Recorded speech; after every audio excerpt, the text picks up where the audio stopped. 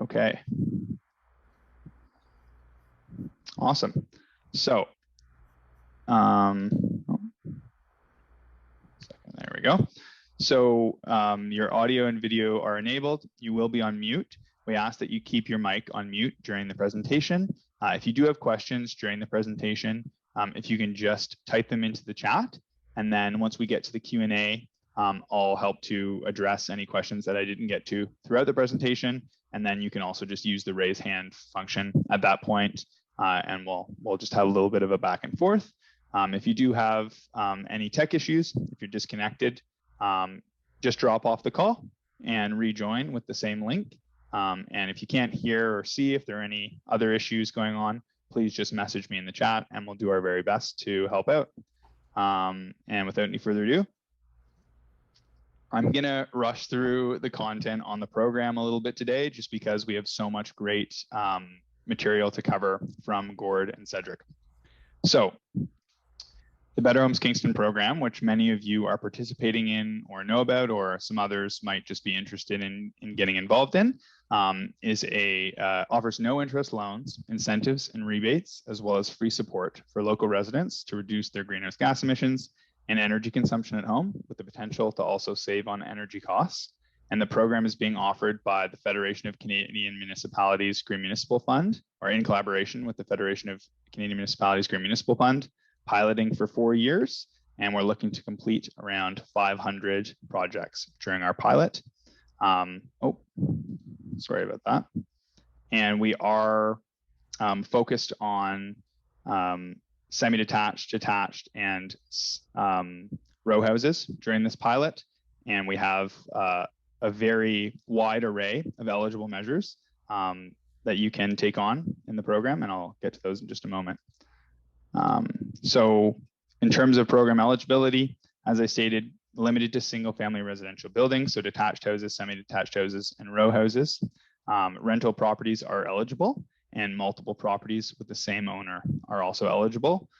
So a little bit less restrictive than the Greener Homes program. It's not just limited to your primary residence. You can retrofit rental properties or multiple properties. And the requirements to participate: all owners must consent to participating in the program. You must be in good standing for your property taxes, utility bills, and any other payment obligations to the city.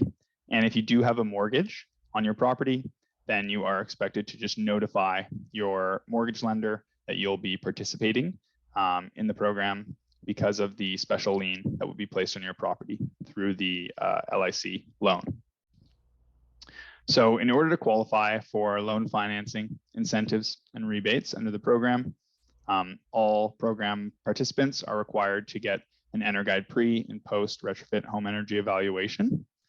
And essentially how this works is you get your evaluation, you go through the process of planning your project with the potential to reduce your home's GHG emissions or electricity consumption for electrically heated homes by 20%. And through that process, you would then gain access to loan funding for your project.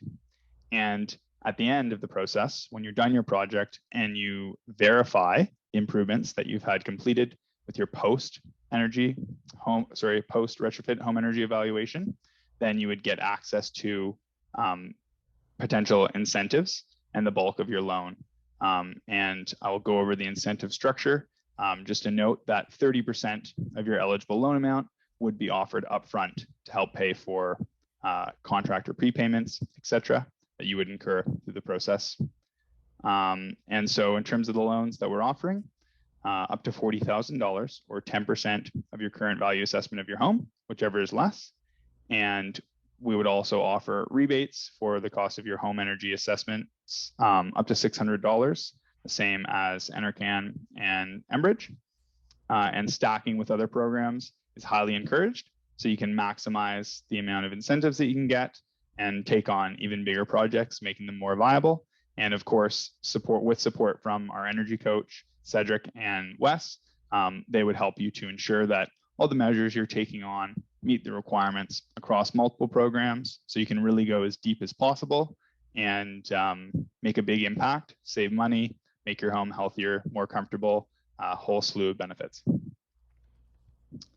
So in terms of the incentive levels that we have available in the program, these will be offered to the first 500 applicants while funding lasts, and they would be deducted from the repayable loan amount that you have if you're securing a loan, or if you can pay for your retrofits in cash, then we would just pay these incentives out to you in cash. And yeah, if you reduce your home's GHG emissions by 20 to 25%, you would be eligible for a $1,000 incentive. If you go greater than 25 to 30%, you would be eligible for $3,000 in incentives.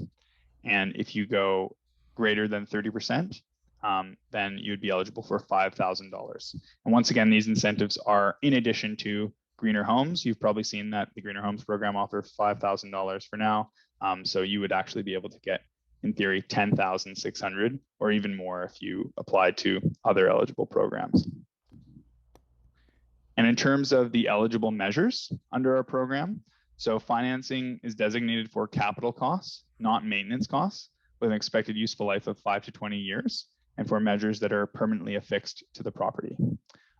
So essentially, I'll keep it as brief as possible, but so long as you're meeting that 20% performance threshold, you have the potential to reduce your home's GHG emissions by 20%. Then the list of eligible measures is very extensive, and it would cover really anything in the thermal envelope upgrades area. So any kind of insulation, windows, doors, drainage, waterproofing, anything like that. Mechanical systems would all be covered, with a significant focus on fuel switching. So getting off fuel oil, propane, or natural gas onto ideally a cold climate heat pump or some other form of heat pump, utilizing electricity as your primary heating source. But we would also cover biomass wood pellet heaters, heat distribution systems, any associated upgrades that are required to put heating systems in. And we would also cover water heating, so high efficiency water heaters, solar hot water systems, of course, renewable energy, so solar PV systems, electric vehicle chargers, level 2. And we would also cover things like panel upgrades that are required to put in a heat pump and solar, and climate adaptation improvements such as backflow prevention valves, sump pumps, basement waterproofing, and so much more. So yeah, once again, with that 20% requirement, really looking to stimulate significant fuel switching in the program, which we are seeing, which is really excellent. But we also want you to be able to go after low-hanging fruit and really look at the house as a whole, as a system, so to speak.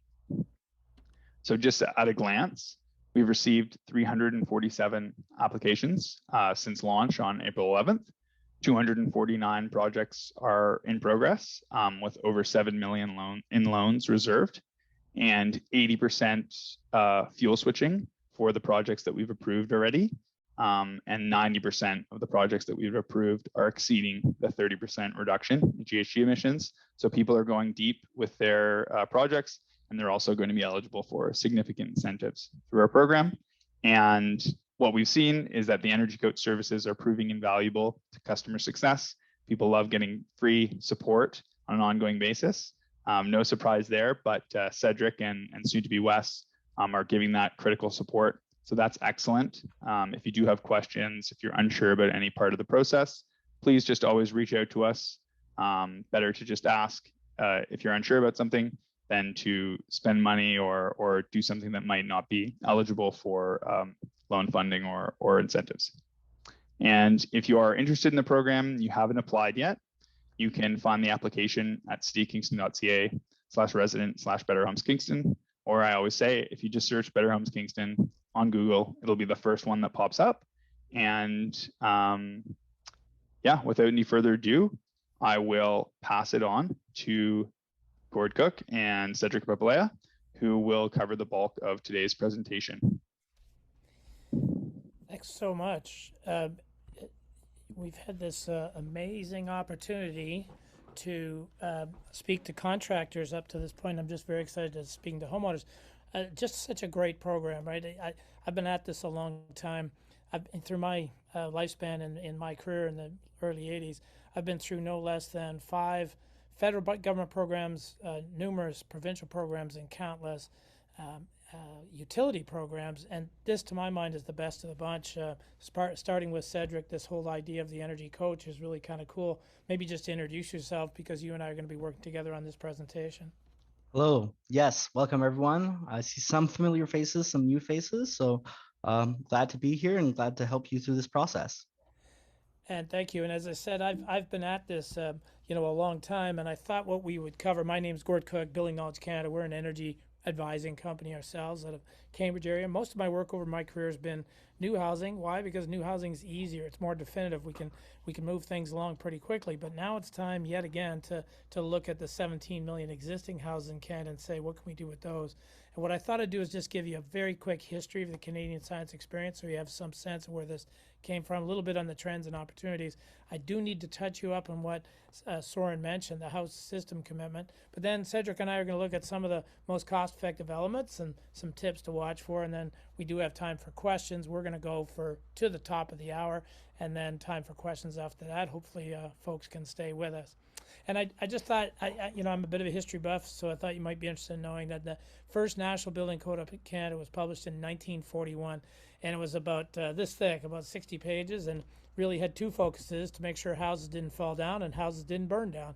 And there was a health and sanitation section, which, interesting enough, included this piece for insulation. That is, insulation was first put into the building code, not for energy efficiency, but to make sure people didn't freeze in the middle of the night, to make sure pipes didn't burst, that sort of idea. So we've always had insulation in the code, but the objective of the code was never energy performance. It was always just basic health, safety, wellness in houses. But in the 70s, some of you are old enough on this call, or maybe have an inkling of this. In the 70s, the OPEC countries said, we're not going to ship you any oil, or if we do, it's going to be really expensive. And Canada took on this leadership role. I need you to understand this. Canada said, we can't do much about vehicles because we don't make as many here. That's mainly done in the US and Europe. What we're going to do is become the experts in cold weather housing and to reduce the reliance on foreign oil in houses in Canada. And virtually every energy efficiency program in houses around the world got their start from the Canadian Building Science Research, late 70s, early to mid 70s, and then on into the 80s. And as a result of that, in the 1980s, Canada published a lot of that information. And one of the early programs that was developed was called the R2000 program. It required what you see on the right-hand side there, what was called a blower door test. And the blower door was effectively invented in Canada. They used to ship out these nozzles to builders across the country and say, hey, you should test your houses for air tightness. Out of that grew the Passive House program in Germany. That is, in 1988, the Germans came to Canada and said, we hear you guys have been doing some cool stuff on energy efficiency. They developed their program called Passive House, which is now considered the world leading program, and it's being imported or exported back to Canada. But Canada's been in the leadership position, the start of that building science research. At that time, about $75 million worth of Canadian building science research. That was to give us a sense of what we can get done and what order we should get it done, and some of the pitfalls, what we'll call the building science of some of the things that could happen in houses. And in the early 1990s, we did things like we recognized the value of ventilation and air tightness. We increased insulation values from R12 to R19 in walls, and then from R30 to R50 in attics. We went from low efficiency appliances to high efficiency appliances, not specifically for energy efficiency, but to get rid of chimneys from a combustion safety perspective. So a lot of things have happened over the last 40 years ago since that development of the R2000 program in 1982. We made some really nice changes along the path. But oddly, or perhaps interesting to you, energy efficiency itself didn't come into the code until roughly 2010. That is, building codes required insulation, but not specifically for energy efficiency. It was only in the National Building Code in 2010 that Canada finally said we need to consider energy efficiency, health, safety, durability, but also energy efficiency. And now there's a very clear path forward in new construction as to where we're headed with respect to energy efficiency. And if I put it this way, houses built in the 1990s use roughly half the amount of energy as houses built in the 1970s.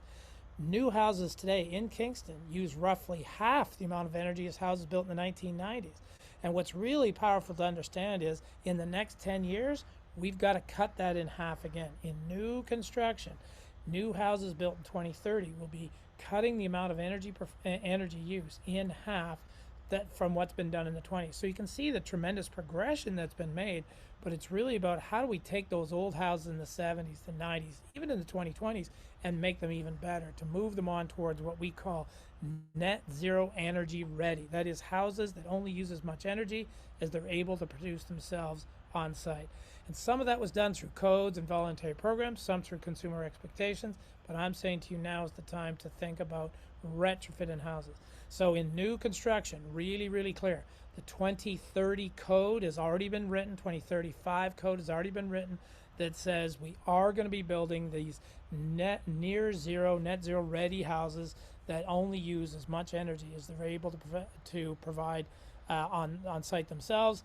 And these are programs like Energy Star and R2000 moving forward. And now this particular program that we're working towards today is thinking about how do we get existing houses done, is where we like to do. And most of you are aware that it's all based on this really handy gigajoule scale, the Energate scale. You've seen Energate ratings on appliances, you've seen them on cars and so on. Now since 2003, we've had this metric called gigajoules that helps us understand energy use in houses. You'll see there on the left-hand side, it's the amount of energy for heating, for cooling, for ventilation, lights, appliances, and so on. And it also includes any work that you would put on for on-site renewables. And the goal is to move houses toward, as quickly as possible, down to 0 gigajoules, zero purchased energy, if you will. And as I said, by the year 2030, we're going to be cutting the energy in half again, and that's in new construction. Now we need to think about existing houses. That said, at the same time, while we do all of that, we need to respect what we call the building science, the research that was done in the 70s, to make sure that when we do energy efficiency, we don't compromise health, safety, comfort, or durability. That is, in the 70s, we built some incredibly efficient houses that were neither healthy, safe, nor durable, and we realize now that we can't let that happen. And the Kingston program, and specifically working with Cedric and Wes, you're going to find that they're going to help you direct before, wait a minute, there's what we may call unintended consequences. You have to ensure that the house is simultaneously made healthier, safer, more comfortable, and durable when you do these energy efficiency elements. And it turns out there's lots of alternatives. There's things like on the top left, insulated sheathing, things like air tightness on the top right or top center, triple glazed windows, better water heaters, heat pump technologies, ventilation, and all of those working us towards making it amenable, or at least possible, to get the solar panels. And in a net zero home, when I talk about new construction, there's the elements. That's what a new house in 2030 is going to look like. In fact, if you were buying a new house, this is what you'd specify today. Our 60 to 70 in ceilings, our 25 to 35 in walls, 25 to 35 in basements, our 10 to 20 under the slabs, triple glazed windows, air tightness, which I'll come to a second, and mechanical side, heat pumps, backup systems, efficiency domestic hot water, high efficiency domestic hot water, energy recovery ventilation, LED lights, Energy Star appliances, and so on. These are all elements. And the question we always have to ask is, which of those could we get done in existing housing, right? That's what we want to think about. Ultimately, we're going to put solar panels on us to get to net zero. But what is practical and possible in existing houses? And I think you'd all agree on this call, and Cedric, you're seeing it, let's bump up insulation in attics. Could we do the walls? Well, the walls are tough to do unless you're recladding or doing a major retrofit. I see Wes kind of, yeah, it would be nice to do the walls, right? But that's perhaps a bigger project. But could we get at the basements again? Basements are perhaps a little easier from the inside or outside. Certainly we can all get to better windows, and we can get to better air tightness. Whether we can get to that level of air tightness or not, I don't know. On the mechanical side, there's really no limits to what we can do on the mechanicals. The only issue is, and Cedric will speak to it later, in order to get to a heat pump in an old house, the heat pump would have to be so big, so cost prohibitive, because our heat loss calculations are way too high in an old house. So we want to do things on the left-hand side so that, in fact, we can put in cost-effective heat pumps on the right-hand side. So a lot of the work that Cedric's going to help you with and Wes are going to help you with is helping make decisions that help you reduce your heat loss, instantaneous heat loss in the winter, to get you to lower heat loss so that you can put heat pumps into your houses. So just keep that in mind.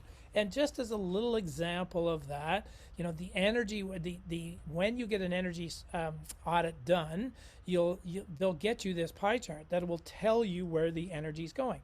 So here's a typical heat loss in a 2020 home, 1990 home. You know, typically 30% of the energy went to air leakage, 25% went to basements. So if you're really trying to move the needle, you would say, geez, I better do a better job of air tightness. I better do a better job of basements. Should I put insulation in the attic? Sure. Insulation in the attic is inexpensive. It's not going to move the needle much because attics are already insulated, but it's understanding the science to make sure that we're using the data, and that's where Cedric's going to come in and help you relate to you. Here's the items that you want to get started with. But I do need you to take back or to think about what Soren spoke to you about, what's called house as a system, understanding the consequences of every change. When we make a change in one area of the house, it may have an impact somewhere else. And this is where the energy coach is really going to help you a lot. Understanding the interaction between the enclosures, mechanical systems, occupants, environment. Let me give you just a couple of quick examples. When we make houses tighter, we need to understand that if we also have, say, larger exhaust appliances, you're doing a kitchen remodel and you're putting that large exhaust appliance, if I have tighter houses and I have exhaust air that's leaving the house, that can lead to problems with combustion spillage. That is the old chimney that's been in your house burning just fine, products of combustion going up the chimney. If now that chimney has to compete with a large exhaust appliance, oops, we could have an opportunity for spillage of combustion products. That's why we're going to move you towards all electric heating appliances to get rid of the potential for backdrafting of combustion plants. This is one simple example, and Cedric, you and I will, over the rest of this session, will highlight a few others that you're talking to folks about. But that idea of combustion safety is pretty critical. Understanding that warm, moist air, products of combustion used to go up the chimney, that worked really well, right up until we put in the large range hood, and all of a sudden those chimneys may backdraft. And our job now in renovations is to recognize when I do a kitchen remodel, oddly enough, I may also want to get rid of the chimney, go to heat pumps, so that I don't have chance of combustion spillage. Similarly, I want to talk about basements. And most of you will know, especially in some of those older houses in Kingston, those basements were historically designed just to get the footings below the frost line. That's all they were meant for. They weren't meant as living space. But then we decided to put our heating systems down there and we stored our fuels down there. But more recently, we're starting to think, well, that would be a good place to live. And these areas present huge moisture challenges. It's not easy to live in holes in the ground. And because of the moisture problems, specifically in older basements, before you insulate them, we want you to insulate them. Before you insulate them, we need to think about moisture management in those basements. These are houses examples. We could go on for hours. In fact, that's what we're doing with contractor training, is to make sure they understand the contractors that are going to be on the Kingston Better Homes program have all gone through about about 4 hours of training to help them understand these consequences. So by all means, use contractors who've been through the training, and then Cedric touches base with them as well, just to check in to make sure we're not adding any unintended consequences to those systems. And so just keep in mind, houses are subject to complex interaction of many variables, but we have really good Canadian building science that started in the 80s that helps us avoid risks while presenting these opportunities for better performance. And if I just wanted to do a couple things, and Cedric, we want to move on to air leakage. It's something that I always talk to folks about. It's one of the fundamentals of building science, what we call heat, air, and moisture flow. I'll start with heat flow. Cedric, you get this question all the time. What's the right amount of insulation to put in my attic, to put in a wall, for example, or a basement? Is that a common question that you would get? It is, absolutely. And I see a lot of people, even, the attic might already start off with R30, which is pretty common, I think, in a house, built in the 70s and 80s. And just say, even though that insulation level is pretty good, it can always be better. And I think this equation that you have here in front really illustrates that perfectly. It's pretty simple math, isn't it? It's you take the area of the attic floor, you take the temperature difference across it on a cold winter's day, you divide it by the R value, And we have to do it in Fahrenheit because we still do square footage in houses. We're not really good at meters. So I have to go back to temperatures in Fahrenheit. But if you'll notice here, if I have 1,000 square feet of ceiling floor, if I have a temperature outside of 10 degrees and a temperature inside of 70, that's a temperature difference of 60 degrees. If I divide by the R value, that gives me 2,000 BTUs of heat flow. But Cedric, it would be common for you to say somebody, what, double the insulation? Is that a Yeah. fair statement? Go to Yeah, R60. yeah, go to R60. And notice what happens. If I double the amount of insulation, I cut the heat loss in half. And that's the value, right? To understand. Now, you'd say, should I double it again? Sure. But then you're starting to see some diminishing returns. But don't let contractors talk you out of adding more insulation. Every time you double the insulation, you cut the heat flow in half. If we contrast that to, say, walls actually, even if they're insulated R20, have more heat loss per square foot because they have less insulation. So we would like you to do your walls, but it's more difficult, more costly to do your walls, so at least let's get the attic done. So this is what we mean by applying the rules of building science to really understand how things work. Perhaps a better highlight of this is the airflow conversation. It turns out that air flows in and out of houses by wind, stack effect, which people will know, warm air rises, that's a fundamental principle, and mechanical effects, things like range hoods and so on. What's important to understand is the most consistent, persistent airflow mechanism in Canadian houses is stack effect, warm air rising, cold air falling. And we want houses to be airtight. Clearly on the pie chart on the right hand side, it's the most cost effective energy saving measure. Cedric, you talk about this a lot. As much as possible, get on to air sealing. Fair statement? Absolutely. And I think that point of really starting off with the low cost measures like attic insulation and air sealing will really help you have a big impact for a low upfront cost. And what we like to remind folks is it does some other things for you. It makes houses quieter and cleaner because about a third of the dust comes into your house comes in via air leakage. About a third of the noise that comes from outside comes via air leakage. It makes houses more comfortable. Many on this call will recognize the drafts you get around windows and so on. Interesting enough, but it also reduces water entry into homes and into wall cavities. The tighter you make the house, the less chance there is of condensation problems and moisture problems inside of walls. And of course, we have this great environmental benefit. We sometimes hear people say, what about air quality? And I'm going to say to you, after all of these years, we never got fresh air through electrical outlets. That was never the intent. We got fresh air by opening windows. The reason we have air quality problems in houses is because people aren't ventilating their houses.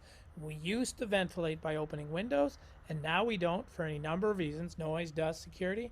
And so what you're going to hear Cedric and Wes tell you is always think about ventilation, mechanical ventilation. That could be as simple as a good quiet bathroom fan running for a few hours a day, or it could be something called a heat recovery ventilator. Don't confuse the two issues. We want walls and attics to be airtight. We want houses to be ventilated.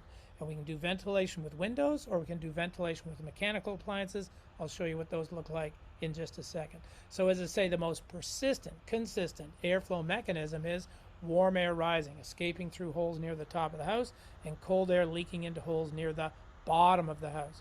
And the amount of airflow depends on the location of those holes, the outside temperature. The colder it gets, the taller the building is, the more stack effect. And in terms of, Cedric, you and I would say, if you're trying to air seal a house, the best place to air seal would be where the pressures are the greatest. And so you would help folks understand they got to go, well, you tell them where are you going to encourage them to find those air leaks? That's right. Well, headers in the basement are generally a really good place to start because that's where you generally have a lot of penetrations through the house, right? For your air conditioning systems or your heat pumps or your dryer vents, all of these holes basically through your outer shell of your house. That's where we see a lot of air leakage, and then ultimately through the attic as well. So making sure attic hatches, that's probably one of the most common ones I see all over the place are attic hatches, which again, low cost solutions in those areas can have high impacts. And we do want them to get up in the attic, and somebody's going to say that's pretty messy, but it's it's 2 Saturday mornings worth of work. I'm going to show you compelling reasons why you want to get up into that attic. So air sealing in attics and basements helps reduce the air leakage due to stack effect. By all means, caulk windows, caulk electrical outlets, but understand the biggest bang for buck is basement, and then get yourself up into that attic or get a contractor up into that attic. And just show you this little animation of that warm, moist air. Imagine this, warm, moist air. leaking up into a cold attic. Why is the attic cold? Because you've added insulation. In fact, the more insulation you add to the attic, the colder the attic gets, which is a good thing. It stops the flow of heat. But I want you to imagine this: warm, moist air leaking into a cold attic. Almost everybody in this call is going to go, oop, that doesn't sound good. Warm, moist air touching cold surfaces sounds like condensation. Exactly. We need to understand that if I have unwanted air leaks into well-insulated cavities, I get these kinds of moisture problems. These aren't because the houses are too tight. These aren't because the attic wasn't ventilated well enough. This is because we have unwanted air leakage. And the more you insulate, the more you need to air seal. In fact, you've got to go the other way. You're not allowed to insulate an attic. You can't go from R30 to R60 until you first air sealed the attic floor. Make sure your contractors understand that. Cendric's going to support you all day long on this to make sure the contractors understand that I need to air seal that attic to get me there. And we've had this on the agenda for 40 years, and it's not easy. You'll notice some of the elements up there in the top of the attic, the recessed lights, the attic hatch, around plumbing, around chimneys and so on. We also need to think about intersecting walls. There's air leakage around walls in the attic, so we just need to think about getting that done. Now, the good news is you're having a blower door test, what we call blower door directed air sealing. Be at the house when the blower door is being done. Feel for air leaks, specifically that might be coming down from the attic. Get on a little step stool and feel the air leaks around, say, electrical fixtures in the ceiling. Making sure you're feeling electrical outlets on interior walls to see if air is coming down from the attic. The nice part about this test is it tells you, gives you a hint where the air leaks are, either with a smoke pencil. Frankly, you can feel it with your hand. So use that contractor, the energy advisor, to help you understand where the big air leaks are around the attic hatch and so on. And understanding that when you do air tightness, now you know where the bugs are coming in, now you know where the dust is coming in, now you know the water's coming in, now you know where the noise is coming in, now you know how much you're wasting. So that blower door test is a huge, huge element. So look for the holes to seal on every renovation project you do. Look for holes to seal. And there in the attic, for example, thinking about can lights up or pot lights up in the attic, thinking about electric fixtures, thinking about intersecting wall, plumbing stacks, and so on, making sure, here's a little fixture that's I'll just go back to that, this little can light or pot light has a little heat rise to it, so there's an insulated box that goes over top that you can then seal down to, or switch to new LED lights or airtight alternatives that you don't have that air leakage. So as odd as it may sound, this is a good reason to go to LED lights, because there's now LED fixtures that are inherently airtight and easier to seal. So always air sealing that attic, making sure that we don't block soffits. So in a low slope roof, using a little bit of spray foam, for example, or baffles to make sure I still have my attic ventilation, but really well insulated down at the outer edges. And there's the plumbing stack on the left-hand side, that big hole. Notice in the middle, this was a big hole in an attic. Nobody knew it was there. It was over top of an old tub or shower that had since been boxed in, and so a huge air leakage. There on the right-hand side, sometimes you're doing a bathroom reno and you would say, should I pull out the tub off the side wall? And the answer would be yes, pull the tub out to see if there's any air leaks. This tub had been leaking air from outside, been connected to a cold air return from the furnace for 25 years. It had been drawing in air from outside. It was the biggest source of air leaks in that particular house. And the homeowners recognized this. Well, no wonder the tub always cools off so quickly when I'm taking a bath, because it was bringing in air from outside. So we're always wanting to air seal, specifically in the attic. And I know it's not easy. I really need to encourage you. If you're going to do it yourself, and you can. This is a do-it-yourself. You can do it. Be careful up in that attic, of course.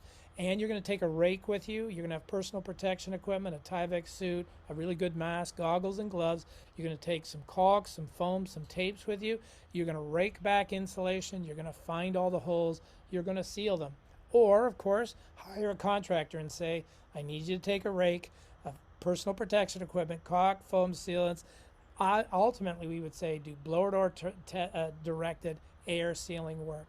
And there are some new proprietary systems and major renovations, new technology called AeroBear that can find the holes, but this is really restricted to new houses or maybe major renovations. It's not typically applicable to most of the houses that you folks are looking at. But here's what you really want to do. You want to think about what's your blower door test now, and it's measured in air changes per hour at a pressure of 50 pascals. A really good tight house is under 1.5. That's a net zero. Really leaky houses are 10, 12, 15. There's lots of houses in Kingston. Well, what's the worst you've seen, Cedric, in the ones you've seen so far? Oh, I've seen some in the 20s, In the 22, 20s. 26. Yeah. Attaboy. And those Limestone ones we would like foundations. to cut in half. We'd like to get under 15 for sure.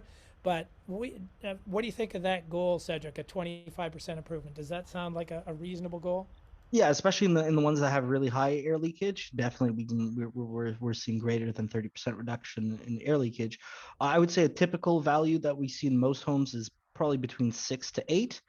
Is more common, and obviously those ones that are in the 20 range, those are the older homes. Right. But yeah, definitely a lot of opportunity there. That 6 to 8, I feel a good goal is 4 to 5 air changes. Thinking about, a typical new house built is 3. An Energy Star house is 2.5. So if you can get down around that 3 mark, 3.5, you've done a really nice work. And we'll say again is perhaps even hire the energy advisor. Is that a service, Cedric, that they could hire somebody to come if they want to do the air sealing work and use the Absolutely, blower? absolutely. You can come in there and get to set up the blower door and walk around and really help find all those air leaks. And do make sure when your advisor does come to your home that you're taking a little bit of time to make sure to walk around with that advisor to find those leaks as well. Nice, and I really appreciate that. Again, we'll call it blower door directed air sealing work. And if you can't find a contractor, sometimes it's tough, who wants to do air sealing, it is a do-it-yourself project, or you hire a handyman, somebody who is conversant with going up into an attic and say, hey, if I turn them, we'll have the guys turn on the blower door, let's find the leaks, let's go up and find those. So we can't say it enough.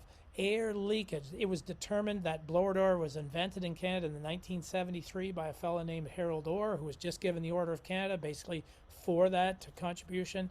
So this is one that we really want to get at, and I'm really hoping in the Kingston program specifically, that really understands the science, who's given you access to the energy coach, that you guys really take a shot at this and get this done right. There's no such thing as a house being too tight. There are houses that are underventilated, which means you either open your windows now and again, or you turn on or put in a heat recovery ventilation system. And you're going to say to me, yeah, wait a minute, I'm going to seal up all these holes and then put in a ventilation system? Yes. What you're going to do is get rid of holes the size of open doors, and you're going to put in a small little fan with, say, a 4-inch vent. The amount of ventilation you and I and our families need is very, very small. And we were not getting fresh air through electrical. It's not enough. And if we were getting it, it wasn't particularly healthy air anyway. So you want to make houses tight and then plan for ventilation in your houses as well. Either good quiet fans, HRVs, heat recovery ventilators, or a little bit of opening windows is fine as well. And then I wanted to kind of show you another little case study along there. Oh, sorry. Oh, yeah. My apologies. That slide was in there. Cedric, then you often take people to basements. Tell me a little bit about that. Yeah, basements I think is a big factor. I hear a lot of people looking to finish an unfinished basement, or they have moisture issues in a basement. They're looking to address those. And I think that the slide right that you have there, can you smell this basement? I think of that all the time now. So I think that's definitely applicable to a lot of people. So maybe people raise their hand or put it in the chat. If you ever walk downstairs, and maybe not your own basement, here's the problem. Your own basement, you're used to that smell. I want you to go into your neighbor's basement, smell their basement, and what you're going to find is 50% of basements in Canada have moisture issues, 50%. And 25% of basements have enough mold in them to affect the health of children living in the house. And if I said to you, the person in this house, they had a child who had very severe asthma, and I said to you, can you smell this basement? You would say, boy, is this a candidate for an energy improvement? More importantly, is this a candidate for a health improvement? And here's a really good example of building science at work, that if we do this right, we will simultaneously make this house healthier and safer and significantly more energy efficient. So keep that in mind. In this case, these clients, because their daughter was so ill, they decided to do it from the outside. They simply gutted, and look how bad that is on the left-hand side, signs of mold and so on. They gutted by the basement on the outside, sorry, on the inside. They knew they had to finish or fix the basement from the outside, so they did the big dig. What I think is so powerful, Soren and Cedric, is your loan funding will help finance this. Have I got that correct? Absolutely. And that's Absolutely. this is so amazing to me, and I really appreciate this focus that you're bringing to this program. So dig up on the outside if you can. You're going, wow, that's a lot of work. That's 30, 40,000. But it is the best way to fix that basement. And once you've dug up on the outside, now insulate from the outside. Boy, that keeps that basement warm and dry. In the building science world, warm equals dry. And when I insulate on the outside, that concrete wall, that block wall, now gets warm. Now, in addition, they did some other elements to this particular house. And remember, they didn't do this for energy efficiency. This was well before this particular program, or any program for that matter. They did these things. Of course, they put in a new furnace and hot water heater, because they also wanted to get rid of as much of the combustion spillage as possible. So they got rid of the old chimneys and put in a vent, sorry, not vent free, but a direct vent seal combustion. They put in new windows in the basement, they put in LED lights, and they put in a high efficiency water heater. So simultaneously, they made this house healthier, safer, more durable, and of course, more energy efficient. And on this program, if we went to heat pump, Cedric, it's fair to say they would qualify for at least the 25% mark, if not the 30% mark. Is that a fair statement? Oh, absolutely. I'd definitely say closer to the 30% and greater mark from the heat pump. And you're starting to see, this was just high efficiency furnace before the heat pump programs. But in order to put in a heat pump in this house, given the age and stage of the house, this would have needed a much larger heat pump than would have been cost effective. Now that they've insulated the basement, which you may recall from the pie chart represented 25% of the heat loss of their house, now the heat loss of their house came down low enough that they were able to put in a heat pump of a reasonable size and really cost effective. So these are the kinds of house system impacts we want to think about. If you don't want to dig on the outside, I'll just show you a little animation. This was developed at the University of Waterloo, at least the system. The animation was done by a group called Construction Instruction out of the US. But think about doing a existing basement. If you were gutting that basement, I'm showing spray foam in the rim. Notice that yellow board that went up on the side walls. That's called extruded polystyrene, sometimes pink, sometimes blue, sometimes yellow. It's a very specific foam board that is semi-permeable. And you want 1 inch to 1.5 inches of that foam, and now your stud wall in front of that. See people often make the mistake of building a stud wall and pulling it off the wall and leaving an air gap behind it. You don't want that. That air gap effectively negates the R value. So in this case, we put up the 1.5 inches of foam tight to the wall, put your stud wall in front of it. We're showing a blown-in insulation. It could be bad. Frankly, it could be spray foam. If you want to do spray foam, that would be fine. But cost-effectively, this insulation, just bad insulation. And notice what didn't go on the wall. Drywall without polyethylene, no poly on the wall. And this is allowed in retrofits. It's allowed as long as you put the right amount of foam in the wall. And this manages moisture in 2 ways. Any warm, moist air in the wintertime that heads through the wall towards the concrete, instead of hitting cold concrete and condensing, it now hits warm foam and doesn't do any problems or damage. Any moisture coming from the outside through the concrete wall can't get through that extruded polystyrene foam, stays in the concrete, doesn't do any damage. This is a wall that is simultaneously healthier, safer, more cost effective, and if you're redoing your basement, this is the way to do it. And if you already have studs in your basement wall and they are set off the wall 1 inch or so, you don't need to pull out all the studs, just put the foam in behind, put the new bad insulation in, and you don't need to put poly on that wall. But Cedric, you're going to help them with that in terms of codes and requirements. Any comments on that from your end? Yes, and we actually have some questions as well. I know we were kind of waiting to the end, but I thought this might be a good point for this specific question. Sure. Is should I worry about sealing a basement from the inside with, say, spray foam if the foundation has previously leaked or is currently leaking? Why? Yeah, it's a really good question, which I think gets me to my next series of slides. Maybe I'll go to this one. Here's an example. I'll come back to that one in a second, but I just, there's an old block wall, right? This happens to be a crawl space and definitely lots of signs of leaks. You can't just spray foam that wall. Unfortunately, that wall, the nature of that wall, especially lime-based mortars in stone walls or these kinds of block walls, damage will be done. I can't just leave that liquid moisture in that wall. So I got to do an interior. I could do an interior drain. Ideally, you would dig on the outside. I'll go to that house. Say, well, dig on the outside. Well, he couldn't, just for a whole bunch of reasons, cost and so on. And it needed to get this crawl space done. Look at how messy and dirty and that crawl space is on the right-hand side. So you really would like to get to an interior drainage layer. So there's various ways of doing that. And once you've solved that, of course, you still want a drainage on the outside, grading and so on. But this goes to an interior drain that's connected to a sump. Now I can insulate in front of that. So the answer to that question on the chat is you gotta fix the moisture problems first, or at least address them. Fix is perhaps the wrong word. You obviously like to fix them from the outside, but we often ask, is there a sealer or something? There really isn't. The key word is drainage. You don't let the water come in, but if the water does come in, give it a place to go, drain it. This is a dimpled drainage layer. Let me go back just 2 slides just to finish this one off. Oop, play that one. People often ask Cedric, what do I do in the basement floor? And this is a great little product. CMHC, Canada Mortgage and Housing, when we were doing indoor air quality work, we struggle with this one. What can I put on the floor? The last possible thing you would want to put on a basement floor is carpet. All carpet does is absorb the moisture and create opportunities for mold and so on. So this dimpled drainage layer, much like you saw on the sidewall, gets laid down. You can buy these in 2x2 squares at the big box stores. I'm sure you're recommending these all the time. It's not a true insulation value. It does give you a little air gap. We're not allowed to really model it for insulation value, I don't believe. But it does give you the opportunity to put a subfloor down. And yes, you're going to lose 3/8 of an inch plus the subfloor. But if you want a healthy, dry basement, this is what you'd put on the floor. So just a little example of that.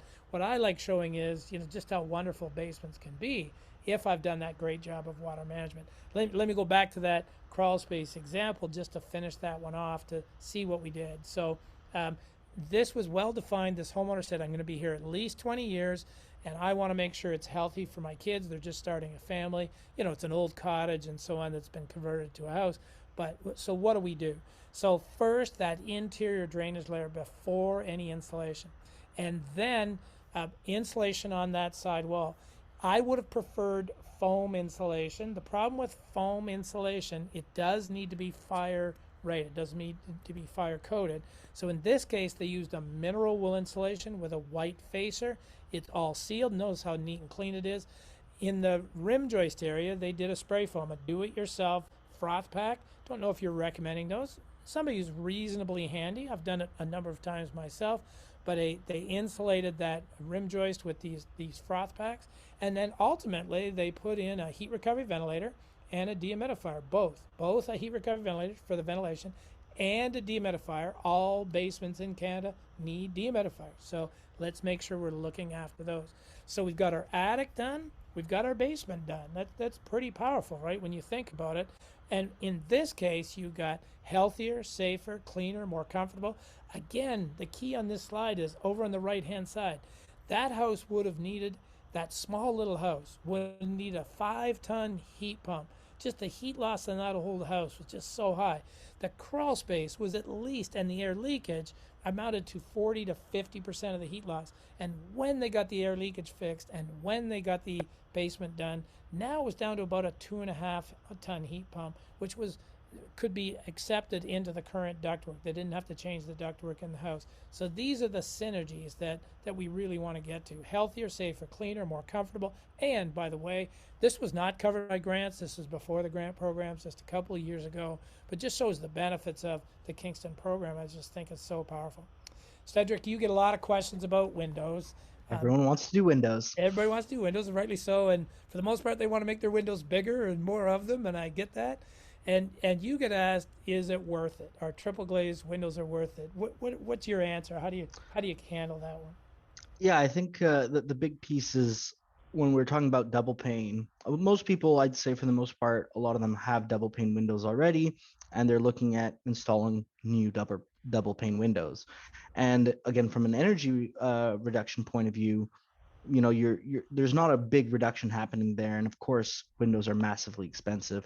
So that's why I always want to talk about those triple panes, on how it more than doubles the effectiveness, because as Gord has on this slide, really showing those two air gaps is where the work really happens. So yeah, So definitely instead my of push. people will know that the double pane window, the glass itself, is not energy efficient. It's the airspace. Well, now I have two airspaces, not one, and really important, these low E coatings that manage or optimize in a Canadian context the solar gain versus the radiant loss. Really, really important. And you're going to have some contractors who are going to window contractors, unfortunately, not the ones who are on the portal, but contractors, some contractors selling windows. Oh, we'll just put different multiple coatings on the window. No, it's not the same. And we would say windows are going to last another 40 to 50 years. We just want to get this done, and it means less condensation. It means allows higher relative indoor humidity. It means you optimize your solar gain, and it manages comfort, and it manages noise. So your house gets quieter, it gets healthier because you can manage moisture much better, and it gets more comfortable in terms of optimizing the solar gain. So never ever give up on the fact that, and it also allows for smaller heat pumps, smaller air conditioners. So triple glazed windows are always important, especially with respect to this program. Oops, sorry, go back to that. And notice that if you go from double glazed low E argon windows on the top down to triple glazed two coatings of low E, you've saved 6 gigajoules. That's a really amazing little piece out of getting those better windows. So we just want to get to triple glazed windows. Don't be talked out of those. What a shame it would be. What a missed opportunity it would be. And then just before we wanted to get to heat pumps quickly. We have about 7 or 8 minutes left, 9 minutes left, I guess. I just wanted to put this in, Cedric. It's not often, right, that we can get to cladding, but I think you'll agree with me that if you are recladding your building for any reason, folks, it would be, in my mind, it would be criminal not to put 1.5 inches to 2 inches, 7.5 to R10 of insulation on the outside. There's lots of choices out there. It doesn't have to be foam. I'm showing foam on the right-hand side. This house on the left is a good example. It's unlikely we're taking off the brick. We could. The brick is just decorative, right? You could re-brick a house. But typically, we're going to re-side. We're going to do the top half. Even then, it makes sense. Well, it's only half the house. Right. But it's half the heat loss of the walls. So go ahead and get that done, because someday maybe you will do the brick. So at the same time, install a thorough weather barrier, an air barrier. Let's make sure we do it. And Cedric, how of all the projects, how many would be doing recladding?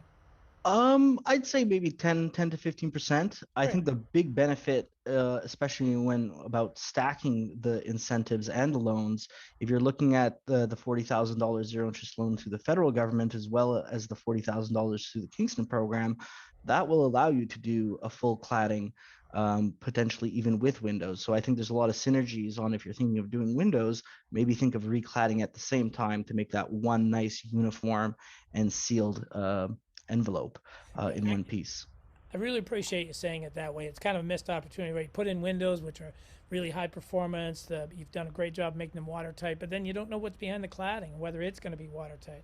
So simultaneously improving the durability of the building by taking off the existing cladding, pulling the windows, doing it all at once. So now I have a totally integrated, thorough weather and air barrier system. It improves the air tightness of the building as well, right? Because I can do air tightness from the outside with products like foams or house wraps and so on. So really, really powerful. So recladding, that comprehensive water resistant barrier, then the in this case showing the insulated sheething over top. Just such a powerful element. And I will just remind you, there are some best practice guides. This is a great publication. It's updated regularly. It's called Keeping the Heat In. You can get it online. Has all kinds of great tips for those who want to do it yourself, specifically in the air sealing side. Lots of great tips for air sealing. But then I wanted to mention, and Cedric, you have some really good slides. I probably haven't left you enough time, but it's all good. I can go quick. I want to move us to heat pumps really quickly, and I just want to remind folks, here's the compelling reason. The best of gas furnaces, which are brilliant, 95 to 98% efficient, wonderful, great, except heat pumps are 300 to 400% efficient. Yes, they're using a fuel known as electricity, and yes, right now the price of electricity is higher than the price of gas. but it's really hard to ignore from an environmental standpoint. The 3 to 400% efficient. For every dollar of energy you buy, you get $3 to $4 worth of heat. It's really pretty amazing. And what we need to know about heat pumps, as an example, here's an old house.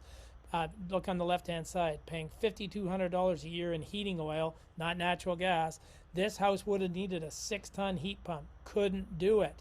But because they did air leakage, because they improved their basement insulation, they were able to switch to an all-electric heat pump. Notice here the heat loss. This is technical for those folks who are here. 63,000 BTUs, top left. That's a 5 to 6 ton heat pump. When they did the air sealing, when they did their basement, they were able to get it to 41,000 BTUs, which is still 3.5, but they ended up putting in a 3-ton heat pump. And they look at the dramatic reduction. And Cedric, you want to speak to the overall cost, and I'll just let you run through that. Tell me when you want me to click the slides. Yeah, so just to introduce this is basically a study that was done by Enercan across the country very recently, finished in 2020, at looking at the cost effectiveness of heat pumps. Now, this is a massive report. I've tried to boil it down in a few slides. The first one here, all about the energy reduction. And I've specifically highlighted it in Toronto and Ottawa. And we have here basically the green dots being the electricity, the blue dots being natural gas, and the orange dots being oil. So right away, we can see we're in the 60 to 70% energy reduction rating for these heat pumps. Next slide, I'll just kind of go through these quick. This one's a little bit more complicated because this is about the greenhouse gas emissions that we see in terms of reductions of tons per year. So obviously, if you're the green being all electric, obviously there's not a huge difference there. Even from natural gas, we're seeing 2.9 tons to 3.4 tons. And again, just going back to the performance target of the Better Homes Kingston program, when most homes are in the 5 to 6 tons per year range, right away we can see we're knocking that down by at least 50%, even on the natural gas side. Obviously on the oil, it's even greater than that. One thing just interesting to note is in the certain provinces where it's actually negative, that's because a lot of their electricity is coming from coal, so the actual greenhouse gas impact isn't there. So you might hear some misconceptions about heat pumps, how they're not actually cleaner, and that is the fact in certain provinces, but here in Ontario, you'll have a positive effect all the way around. Basically cutting greenhouse gases in half. And then you come to the cost elements. Yeah, so this is the cost element. There's a couple different scenarios here. So this is just looking at homes that are heated 100% with electricity. So that's baseboards or electric furnaces. By installing a heat pump, you're getting savings of $2,000 or more per year. So huge amounts of savings in those properties. And then this next one is versus an oil furnace. Again, we're seeing huge savings of $2,500 or more from a cold climate heat pump in oil heated buildings. Then the next one, this is where it gets a bit tricky, which is looking at the comparison with natural gas. And the reason there are two columns here, if you look at the top, it shows the most left-hand column is what's called an all-electric cold climate air source heat pump, which basically means it's a cold climate heat pump with an electric furnace as the backup. And even at those, at 2020 prices, we're seeing basically, I think we're probably closer to Toronto prices, basically $29 per year more in cost savings. So I think the misconception that I hear all the time is that I'm going to put this heat pump in and it's going to cost me a fortune to run if I'm putting a heat pump in an electric furnace compared to my standalone natural gas furnace. And again, this chart really shows that in my book, $29 more is almost on par. And then, of course, if you're doing a hybrid system, which is keeping your natural gas furnace but adding a heat pump, right away you can actually already see cost savings from that. So I think this chart really illustrates that very well. Well, there's one more missing piece, which is on the next slide here, is that natural gas prices are increasing. So that chart that we just looked at before, those prices were from 2020. And this is a recent Enbridge announcement saying that their electricity, their natural gas rate is increasing. This was July 1st of 2022. And this will continue to increase. So again, we were pretty much on par back in 2020, but as natural price gases go up, that the cost effectiveness of that heat pump, even with electric backup, will become more and more cost effective. I just love that, right? You're going to cut your, if you went from natural gas to electric, your energy bills are going to be $30 more a year, but you're going to cut your greenhouse gases basically in half. I mean, that's pretty compelling, and that's at today's prices. I really appreciate you pointing that out. And then, of course, Yes, then we get to the solar PV.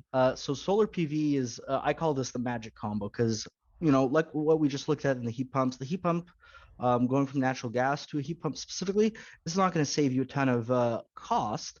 Again, it'll save a bunch of emissions. And really what it's doing is shifting your load from natural gas to electricity, which of course makes your electricity bill go up.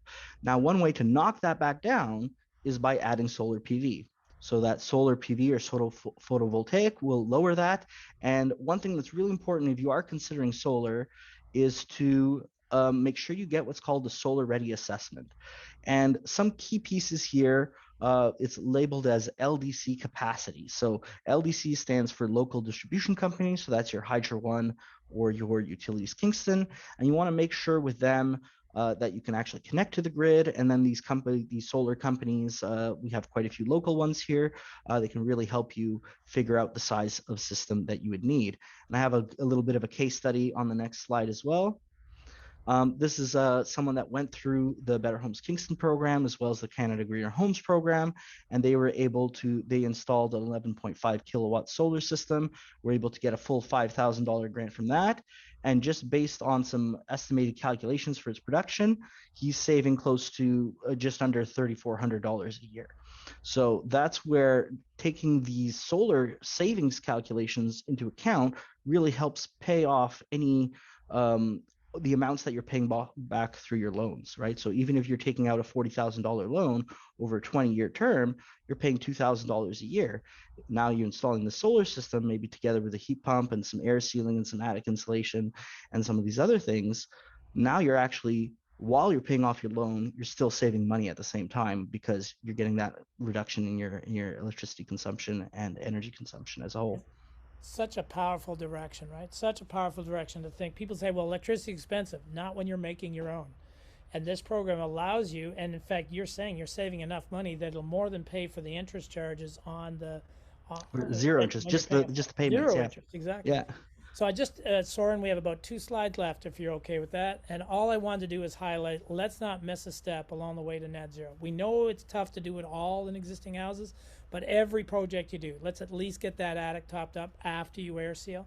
Let's make sure that you get that basement done and make it healthier. Let's get to tri-pane windows. Let's not miss that opportunity. And air seal on every project.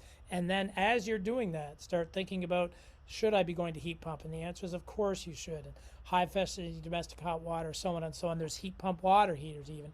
So move yourself along the path. Don't miss a step. And then ultimately add the solar panels. Lots of choices to evaluate. That's why you're going to love having Cedric and Wes on your team with their contractors to say which of these are doing, which of these we're doing now. What does that do to the sizing of the heat pump? You'll often hear us, well, you can't do the heat pump until you've done everything else. No. You can go ahead and put in a heat pump of a reasonable size and then work down towards it. Keep the hybrid and the gas approach until you can switch to entirely off gas. So you can do these things in the right order. So in every project, really go deeper. That energy assessment, air sealing, more insulation properly installed, continuous ventilation. Think about combustion safety and heat pumps, but go deeper is really the mantra for today.